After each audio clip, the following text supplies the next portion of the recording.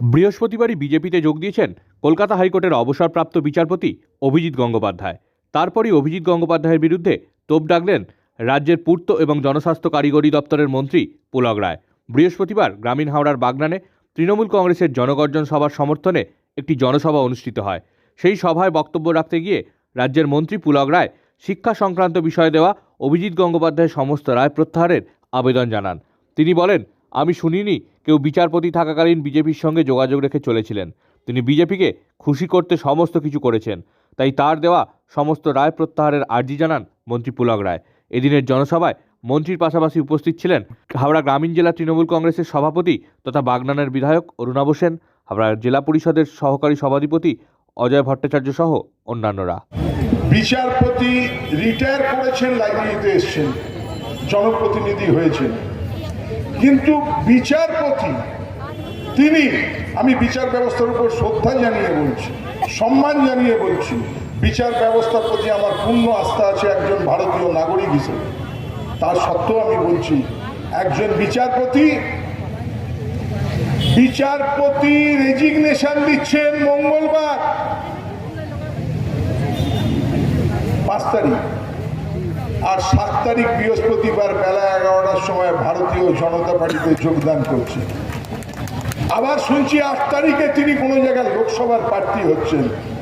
আমার বলতে কোনো দ্বিধা নেই, এই মানুষটাই কিন্তু বিজেপিতে বিচারপতি থাকাকালীনই যোগাযোগ করেছেন, তিনি স্বীকারও করে নিয়েছেন। বিচারপতি তিনি কর্ম অবস্থায় বিজেপির সঙ্গে যোগাযোগ করছেন, মঙ্গলবার রিজাইন করছেন,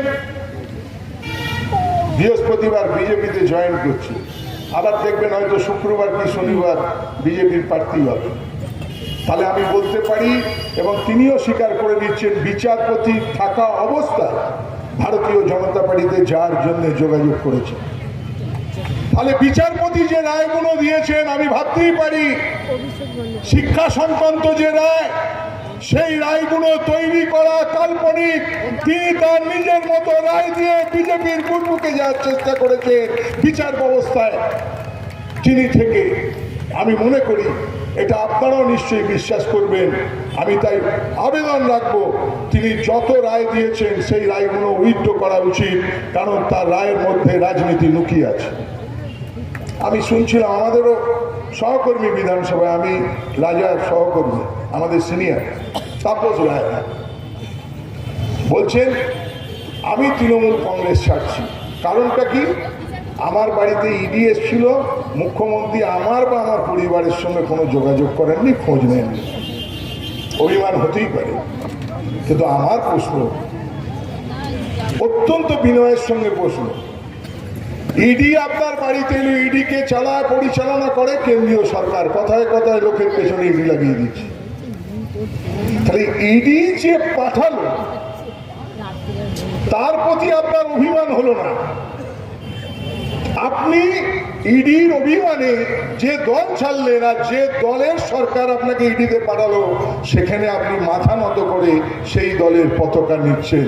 আমি কি ভাবতে পারি না, ইডির থেকে বাঁচার জন্য কেউ তৃণমূল কংগ্রেস পরিত্যাগ করে অন্য দলে যোগ দিল? যেরকম ভাবে বিগত দিনে আমাদের রাজ্যে আর একটা গদ্দার নিজে বাঁচার জন্যে, মির্জাফর গদ্দার নিজে বাঁচার জন্যে ওই দলে চলে গেছিল। মমতা বন্দ্যোপাধ্যায় সততার সঙ্গে লড়াই করে, তৃণমূল কংগ্রেস মূল্যবোধের জন্য লড়াই করে, তৃণমূল কংগ্রেস মানুষের জন্য লড়াই করে, তৃণমূল কংগ্রেস উন্নয়নের জন্য লড়াই করে, তৃণমূল কংগ্রেস সমস্ত মানুষকে এক করে মানুষের সৌহার্দ্য, ভ্রাতৃত্ব, ঐক্যের বন্ধনে রেখে তৃণমূল কংগ্রেস লড়াই করে মমতা বন্দ্যোপাধ্যায়ের নেতৃত্বে। তাই কেন্দ্রীয় সরকারের এত বঞ্চনা, কেন্দ্রের এত সিবিআই, ইডি, এনআই, সমস্ত কিছু সত্ত্বেও বাংলার মানুষ মমতা বন্দ্যোপাধ্যায়ের পাশে আছে। আমরা আপনাদের কাছে আহ্বান করতে